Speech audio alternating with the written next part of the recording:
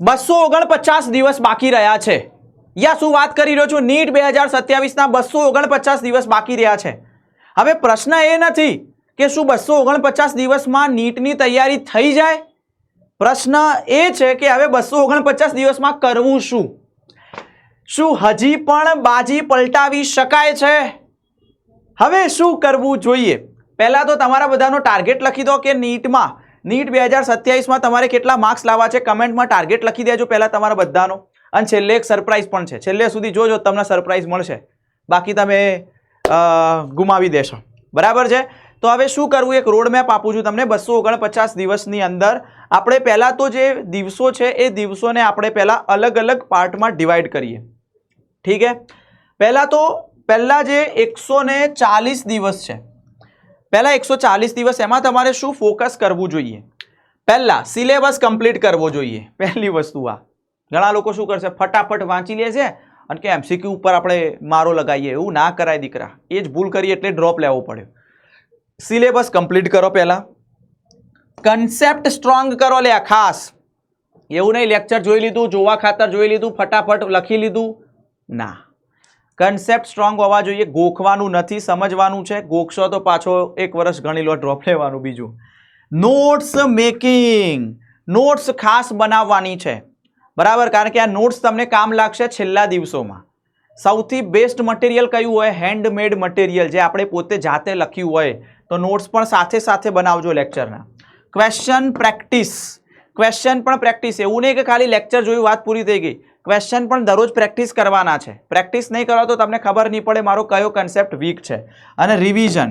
બરાબર? રિવિઝન પણ કરવાનું છે. એકવાર લેક્ચર જોયું વાત પૂરી ના, એ ભૂલી જવાય. કારણ કે પહેલા શોર્ટ ટર્મ મેમરીમાં હોય, લોંગ ટર્મ મેમરી માટે રિવિઝન કરવાનું. તો પહેલા 140 દિવસમાં તમારે આવું કરવાનું રહેશે.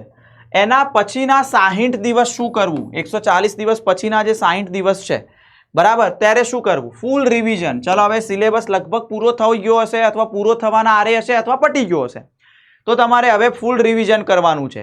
હવે એવું નહીં કે એક ચેપ્ટરનું રિવિઝન કરીએ, કારણ કે નીટમાં તો બધું જ સિલેબસ આવવાનું. એટલે ફૂલ રિવિઝન કરતા શીખજો. માઇન્ડની કેપેસિટી થોડી વધારવાની છે. પીવાયક્યુઝ ખાસ સોલ્વ કરવાના. રીઝન બેટા, પીવાયક્યુઝ એટલે ભૂતકાળનું નીટનું પેપર જ છે. તો તમને ખબર પડે આવા ટાઈપના એમસીક્યુ આવે છે. આપણે જે યુદ્ધ લડવા જઈ રહ્યા છીએ એમાં દુશ્મનો આવા છે એ જોવાનું. અને વીક ચેપ્ટર્સ.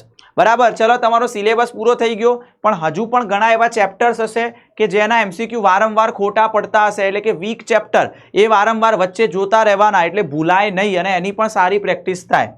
અને છેલ્લા 49 દિવસ શું કરવું? જો ભાઈ ટેસ્ટ, મોક ટેસ્ટ આપવાના છે ખાસ. કારણ કે ડાયરેક્ટ નીટ એક્ઝામ આપવા માટે જશો ને તો હબકાઈ જશો વાલા. એટલે ટેસ્ટ આપવા જરૂરી છે, પ્રેક્ટિસ કરવી જરૂરી છે. અને છેલ્લું રિવિઝન. રિવિઝનને આખરી ઓપ આપવાનો. હવે બધું જ ફિઝિક્સ, કેમેસ્ટ્રી, બોટની, ઝૂલોજી, બધા જ જેટલા ચેપ્ટર હોય, જેટલા ટોપિક હોય એનું સાથે રિવિઝન કરતા શીખવું પડશે.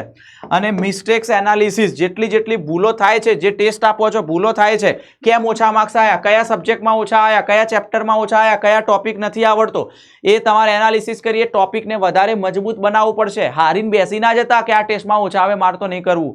હારવાનું નથી આ. બરાબર? હવે વાત કરીએ કે જે સરપ્રાઈઝ હતું એ. સર આ બધું હું કઈ રીતે મેનેજ કરીશ? 249 દિવસમાં હું કઈ રીતે મારા લક્ષ્ય સુધી પહોંચીશ? તો જો તારે જોતું હોય, તારી જર્નીને આસાન બનાવવી હોય ને, તો છેલ્લું સરપ્રાઈઝ તારા માટે છે. યકીન નીટ ગુજરાતી 2027 બેચ સ્ટાર્ટ તો થઈ ચૂકી છે. બરાબર છે? અને જો તારે ઓફરનો લાભ લેવો હોય, ઇન્ડિપેન્ડન્સ ડેની ઓફર એક્સટેન્ડ કરવામાં આવી છે. છેલ્લી તારીખ છે 20 ઓગસ્ટ. આમ તો આ બેચ 6000 રૂપિયાની છે. તને હાલ 4500માં મળી રહી છે. બરાબર? પણ 20 ઓગસ્ટ છેલ્લી ડેટ છે. પછી નહીં મળે આટલી પ્રાઇસમાં. પછી ના કહેતો સર હવે પ્રાઇસ ઘટાડો એવું. તો એક છેલ્લો ઓપ્શન તને હજુ પણ મળ્યો છે. 249 દિવસ તારા સરળતાથી એકદમ વેલ મેનેજ્ડ જોરદાર ફેકલ્ટીઝ અને આ બધું મેં કીધું ને બધું આ જગ્યાએ મળી રહેશે. ફાઇનલ ડેસ્ટિનેશન આ જ છે. યકીન નીટ ગુજરાતી 2027 20 ઓગસ્ટ છેલ્લી છે. એક દિવસ જેવું છે. તો ભાઈ લેવાનું વિચારતા હોય તો વધારે વિચાર ના કર, લઈ લે. તારા સપનાનું આ પથદર્શક છે. બરાબર છે? તો આ હતો આખો રોડમેપ અને આ હતું તારું સરપ્રાઈઝ. બરાબર? તો બસ પ્રિપેરેશન કરતા રહો અને તમારા સપનાને સાકાર કરતા રહો.